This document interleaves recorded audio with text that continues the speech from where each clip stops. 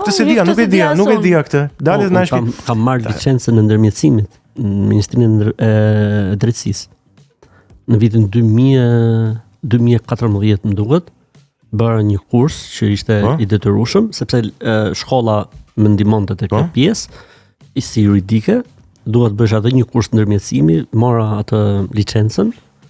Edhe shpesh edhe me ndonjë hoxh tjetër kur janë çështje të rënda që kanë të bëjnë me shumë të mëdha, nuk të e gjykoj vetëm, pra marr edhe ndonjë tjetër me vete që tjetë edhe unë t'jem më i qetë shpirtërisht se nuk është e lehtë gjykosh për shembull për 500.000 euro. Jo, çështje e madhe, nuk është. Pas një rast 2.100.000 euro ka qenë konflikti.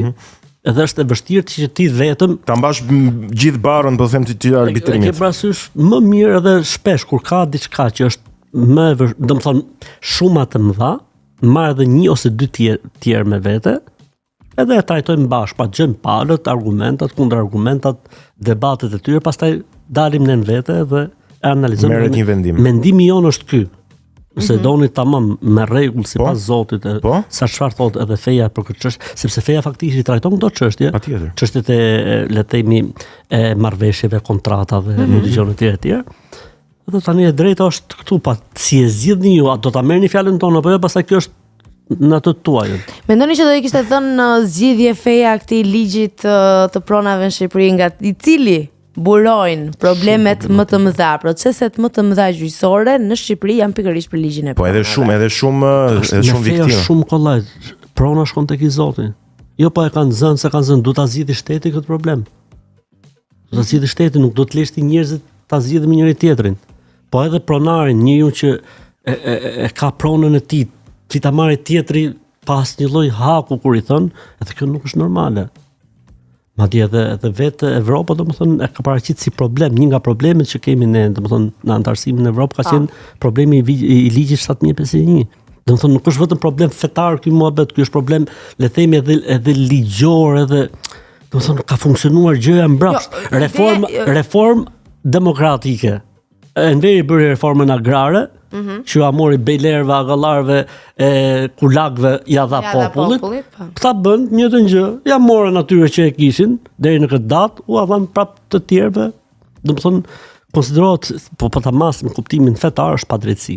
Ai ligj ka qenë një nga padrejtësitë që është bërë këtij vendi. E si pasojë, trashëgohet pastaj. Mbartet. Normalisht se ai harami, për të themi kështu, ai gjë jo halal, do të thonë gjë e marr pa drejtësisht, do ta japi diku plasje në burr. Do të shpërthej diku.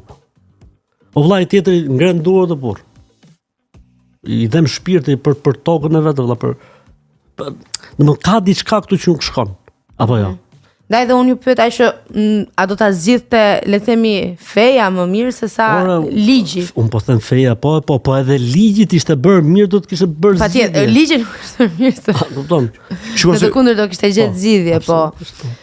Kurioz jam tek çështja e ndërmjetësimit që ke marrë edhe licencën. Tani si ndërthuret, po themi, ligji islam me ligjin laik në punën tënde. Se dua ta kuptoj. Po, në çështjen e ndërmjetësimit nuk obligohesh ti përmbahesh ligjit. Ti e ke marrë atë licencë edhe prej studimeve të tua, kam përshtypjen, për juridik, apo jo? Po, sigurisht. Ne tek kursi që kemi bërë, kursin na ka bërë një profesor anglez. Po. Sepse në atë kohë vishin nga Evropa për të mbajtur këto kurse të ndërmjetësimit. Dhe ne kemi marrë në një nga seancat tona që kemi bërë me të, nuk është kusht në seancat e ndërmjetësimit që ti përmbahesh ndonjë ligj apo kushtetute. Ja ka pas një moment gjatë jetës tënde, duke nisur që nga medreseja, pastaj Siria, pastaj studimet për juridik në Medinë, edhe gjatë misionit tënd si hoxh, që je penduar për këtë rrugë. Jo. Shiko, nuk dua ta them se mbase tingëllon pak e rënd, ke pas dyshime rëndese. Mbase është pak e rënd, po ta them dyshime në besim. Ose kur ke thënë, po duhet kisha zgjedhur diçka tjetër. Pëlqen kjo, ja ta them unë. Që ke thënë jo, ne themi që djalli shejtani gjithmonë mundohet njeriu ta fusi në këto çorçokaqet e depulesës, rëndesës, po edhe pezmatimit ç'mu dëshmu që u bërë. Domethënë nuk ka ndodhur faktikisht, ama që njeriu të ketë momente që loz me të djalli ka absolutisht. Të tilla si nëse mund të sjellim disa shembuj. Nga ekstremi. Ka zot apo s'ka zot? Nga ekstremi, vjen një moment që thot, ore, po sikur të jetë kot kjo punë gjithë. Ju besoni që ateistët janë në ndikimin e djallit? Jo, ata që kanë dalë dhe janë deklaruar hapur? Jo, s'është e thënë, mund ta ketë për shkak se s'ka gjetë alternativë tjetër. Okej. Formimi, sidomos brezi, le të themi prindërve tanë, ai nuk e ka ishte djalli e kishte propuluar në kurrikul arsimore atë shkollën e vet, s'kishte nevojë të vite djalli. Pra dua të them që ndodh. Bile unë do ta ilustroj me një ngjarje profetike. Vin disa njerëz, shokët e tij, të ngushtë, o profeti i Zotit. Thotë. Ora thot na vin ca mendime në kokë. Shumë të rënda. Thot çfarë? Ora shumë nuk i themi dot. Aq të rënda. Profeti Alisa më qeshi. Tha, me të vërtet ndodh kjo, kur thaj me të vërtet ndodh kjo, këto tha na fiku tani. Kush e di çfarë do na thotë? Do na thot. Tha po na vin. A erdhën mua në ku tani s'kishte më dalje, po na vin. Profeti tha, ky është argument se besimi ka arritur në kulmin e tij. Pra në momentin që ti keni një moment caktuar, një goditje caktuar që, ora, jam apo s'jam, kjo tregon se besimi yt është shumë i fortifikuar. Pra nuk është dobësi. Nuk është dobësi të kesh pra të kesh momente dyshimi. Pse jo? Nuk është dobësi valla. Kjo do të thotë që ti funksionon si njeri.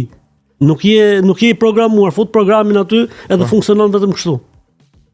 Është normale. Sepse unë mendoj që, pra, duke u nis nga ky hadith, unë them që këto lloj gjëra që mund të vinë edhe mua në kokë, janë shenja shëndeti.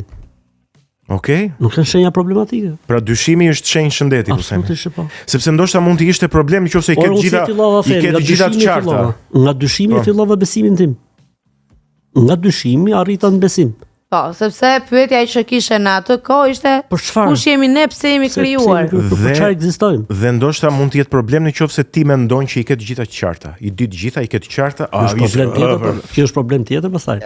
Ndale një sekondë vëlla, se ku jeton ti? A si funksionon apo? Jo më po është dikush tjetër që i di të gjitha. Okej. I di të gjitha. Ani pyetja ime është, po i rikthehem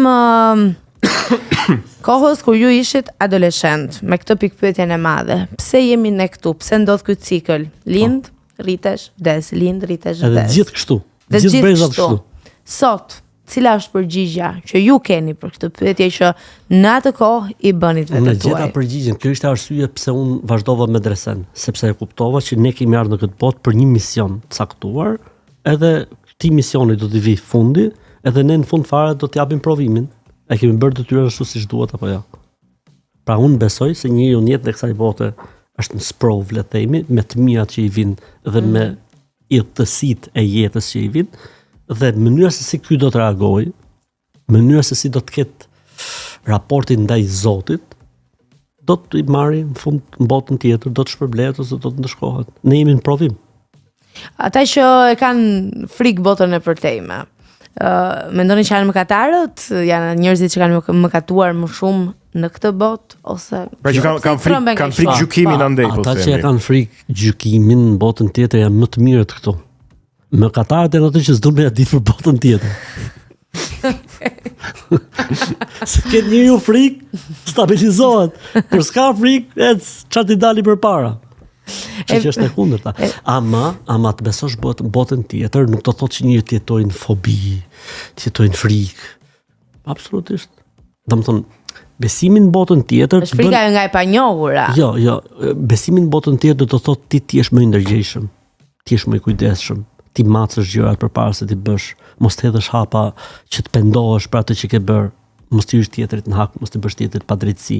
Pra nuk është normativa e botës tjetër vetëm tek adhurimi i Zotit. Normativa e botës tjetër ka edhe mënyrën se si e sjell me prindërit, mënyrën se si e sjell me bashortën, mënyrën se si e sjell me njerëzit, punën sa i ke dhënë hakun. Unë gjithmonë e them, e kam thënë një herë një hutbë xhumaje, kam thënë, nuk është haram vetëm të hash mish derri apo të pish alkol. Haram është edhe kur vjen në punë, 5 minuta me vonesë dhe nuk tregon, edhe ikën 5 minuta para kohës dhe nuk tregon. Është njësoj si mishi i derrit. Pra edhe kjo pjesë që mund të duket kaq laike po themi, në të folurën e përditshme. Pra, domethënë mendoj që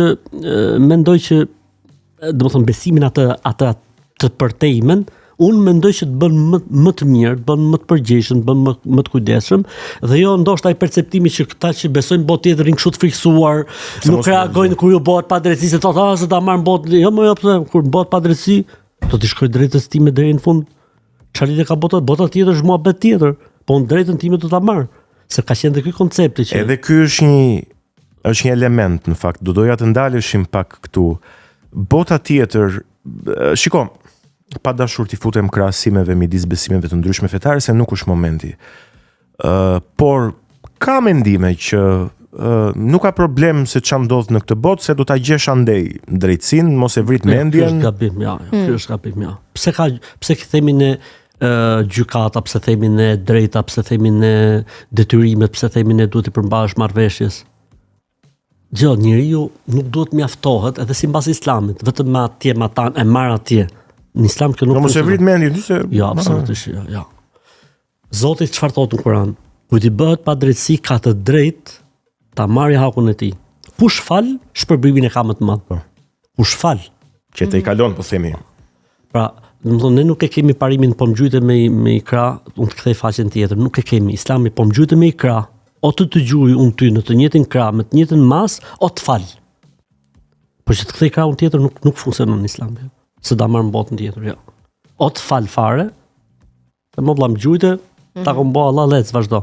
Po që them gjujit që këtë nga krahu tjetër nuk funksionon në Islam. O të fal, o marr hakun tim. Okej. Që është e drejtë. Qartë. Është e drejtë. Tani, përpara se të kalojmë tek leximtari, me që do jemi tek librat, për te librave që lidhen me fen, ka le të themi autor, zhanre të tjera që ju i lexoni? Po, jo shumë i dhënë se nuk kam edhe më kohë, domethënë, po her mbas here kur kam hapësirë me thënë drejtën e fare, domethënë drejtën e Zotit, se hoxha s'duhet rrej, më shumë tani lexoj librat që blejnë fëmijët. Me drejtë Zotit, do thon drejtën, sepse nuk kam kohë vet. Edhe nuk është se përkushtohem shumë, sepse kohën kam shumë ngarkuar. Edhe unë ja jap librat babit tim, kështu që nuk e vend diskutim fare që. Pas kemi diçka të ngjashme. E pra, ndodh gjithmonë, kështu që e gon kur tritet vajza jote, e bindur jam.